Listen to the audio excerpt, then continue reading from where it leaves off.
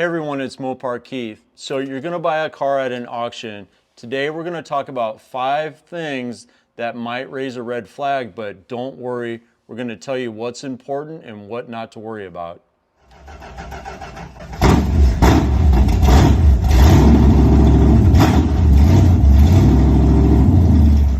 Okay, before we move on, I want to make something kind of like a safety tip. If you're at the auction in the staging lanes, there's chaos. There's a lot of people, a lot of cars moving and stuff. And like I said before, a lot of different drivers moving the cars. Do not stand in front of a car or right behind a car.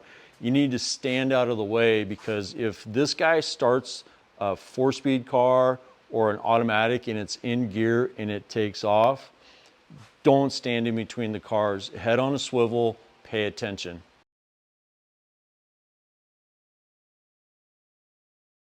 All right, so you're at the auction, you're going through the tents, you're going down the staging lanes, you're looking at all these cars, and you're starting to pick out the cars that you want. Maybe you've already picked out a car in one of the brochures, and you really want to keep an eye on that car throughout the whole time you're there. You're watching the car go up on the stage, or it's in the staging lanes, but you're concerned about the battery. Maybe it's got a modern battery in it and it's a classic restored car. And one of the things I see people complain about or talk about a lot of times is, oh my God, it's got the wrong battery in it. Okay, well, you also have to keep in mind that during the auction, these cars are started like literally 100 times and moved 50 feet or 10 feet, and then they shut them off. The cars don't have any time to run. So if you're smart about it, you'll put a modern battery in it, one that's going to be plenty big to start the car over and over and over the course of a week. And then the other thing, if it's on the staging lanes and it's ready to go up on the block, and you see one of the workers come up with a jump pack to jump start it, don't be alarmed. It's a battery. So when you buy the car and when you get it home, you can put your battery in it. But don't be alarmed and don't freak out because it's got an Interstate battery or a Die Hard or even a Walmart battery. Not to worry. And then if the battery goes dead, not to worry. So one thing you will want to watch for is stuff like this. If you start to see like wires, just random wires in the engine bay, that might be a concern. But it's also really good if you can hear the car start and run. And lots of guys drive these cars in the auction. You have a porter or just a driver or a worker who has to literally move 100 different cars, and it's not the same driver time after time moving the same cars. So it's not a Toyota Camry, it's not a Dodge Caravan or whatever. This is a classic car, and without running and getting warmed up, and it might have a dead battery, don't be alarmed if the car maybe starts hard or it blows black smoke right off the bat. Consider what the car has been through while it's at the auction. So don't worry about the battery so much, and don't worry about a jump pack.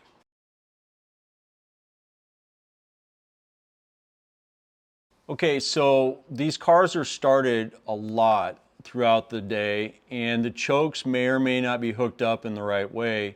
And this is my personal car, and I know that the choke is hooked up good, and the car is cold right now, so we're going to start it, and it's going to have a fast idle.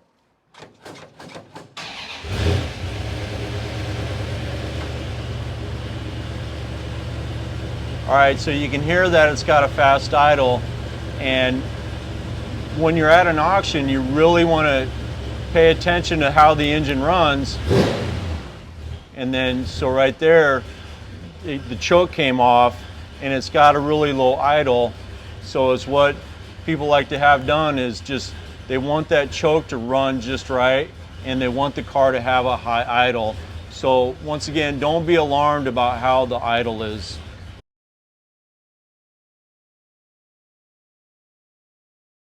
All right, so we're primarily focused on our Mopar classic muscle cars, but this could go for any other kind of car as well. But if you're striving to buy a car that's numbers matching or at least mostly correct, you're going to want to at least familiarize yourself with a couple of codes or numbers on the car, like the VIN number on the dash. And then if it has a Fender tag, you're going to want to look at the VIN number that's right on the bottom. So it's going to match, you know, is it an RT or a Challenger or whatever? And you're going to want to look at these numbers and see if they match. And then the other thing that you might be interested in, has the color been changed? So this particular car, you can see that it reads GY3, so that's citron yellow. So it's kind of the green yellow color. And at least be familiar with the color of the car that it's actually painted, and then the code that you're reading. And then just make sure that the engine matches, especially if the seller is claiming that it's a numbers matching engine. And if you're really particular about the car that you're buying, or it's a very high dollar car, you may actually want to hire someone to inspect the car and check all the codes and make sure that the car is verified and everything is correct. So we've got another car here that is a very well done car, but it's had a color change. So this is what I'm talking about, is if you're trying to get a car that's maybe an investment, or trying to get one that's more correct, always school yourself on what the color code should be and find out if it is painted in the original color. Now this car right here, this is exactly, I mean, it looks exactly like my Challenger. It's painted in the GY3 citron yellow, but the car was actually born V2. It's more of an orangish red color. And if you look at the code right here on the fender tag, you can see that it says EV2.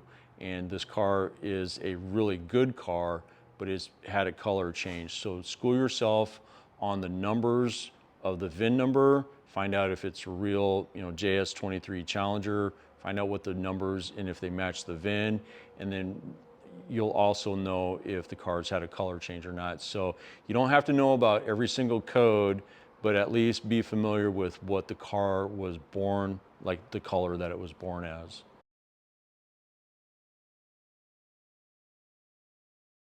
So continuing with things to look for at the auction that may or may not be a red flag or concerning is the way the panels fit, or the way the doors open and close. And here's one thing that I've seen at some auctions before. These are what they call like a hood bump stop. And you can see how this guy right here is low, but then you come over to this one right here, and you can see how this is just way up in the air right there. And these might be used to adjust a hood that inherently just doesn't fit good. So you want to look at certain things like, how does the door open and close? Does it drag? Do you have to lift the door just to make it close? Or does it just click closed really nice? As the inspection of the car goes on, I want you to also maybe shut the hood, and does it just click, and are all the panels even? Or do you have to slam it to make it shut right?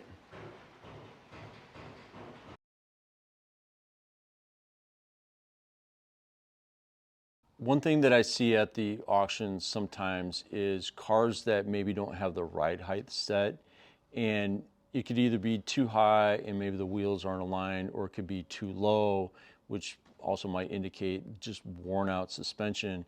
And again, just the attention to detail on the car. So we're looking at a car right now that where there's so much wheel showing that maybe it has the wrong size tire, or the suspension is just not adjusted right. So looking at the ride height and the way that the car sits, and maybe, you know, do the wheels look straight, and does it have the right size tire and the wheel on it? All right, here's an example of what I would consider the correct size tire and the correct ride height. So just a little bit of tire showing, and there are specifications on the ride height, but this is what I would call the correct size, and the stance of this car is nice. So once again, not like a deal breaker, but something to consider. Does the car set right? If it doesn't, it's probably something that's easily corrected. Okay, something else you're gonna see and hear at the auction when the car that you're finally gonna go see sell or try to buy, you're gonna hear them talk about only test drive miles or very low miles. Now, my experience is that on these restored cars, the more miles the better, because a lot of the little bugs on the car, the little things just haven't been sorted out. So if the sale tag or the auctioneer or somebody tells you only test drive miles, like maybe 50 miles or 100 miles, that's honestly not enough miles to get the car sorted out. So be aware of low test drive miles. These could be a red flag, so the car might not be ready to go.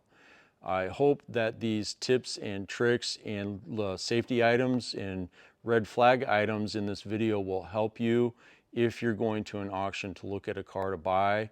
So it's just little things like this from my experience that we've seen over the past 10, 15 years of me going to these auctions. So anyway, please comment, please subscribe if you're new to the channel, and hope to see you at the next auction. Thanks for watching.